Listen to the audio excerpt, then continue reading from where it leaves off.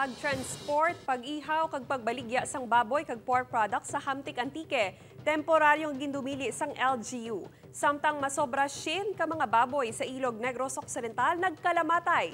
Si Tess Ordales nakatutok.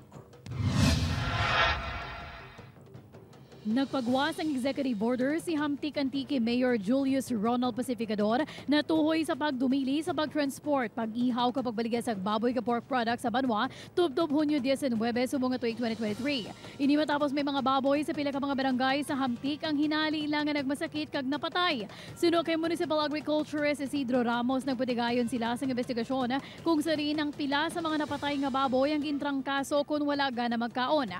Apisar pila sa mga iniyang nakitaan sang sintomas ng African swine fever, ginklaro sa Municipal Agriculturist subong man sa Antique Provincial Veterinary Office nga iniyang makabig suspected cases pa lang kag wala pa sang laboratory result o kung confirmatory test. May ginapatigayo naman nga checkpoint kag monitoring sa kabaranggayan agud malikawan ang paglaptapas sang pamalatian sa baboy.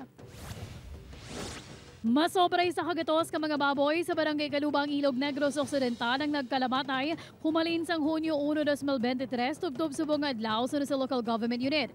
Gani nagpadulong na sa lugar ang mga katapos sa Provincial Veterinary Office kaginkuhaan sang sample sa pila ka mga nagkalamatay nga baboy agud matumod kung may ASF pa mga ini. Ginahulat pang resulta sang laboratory test sang LGU nga magapadalaman sang sample sa Bureau of Animal Industry kon BAI para sa confirmatory test.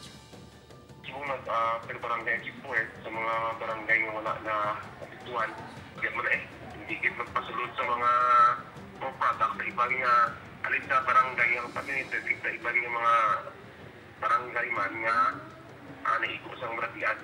Upod Keruel Banggoy, Tess Ordales, 1 Western Visayas.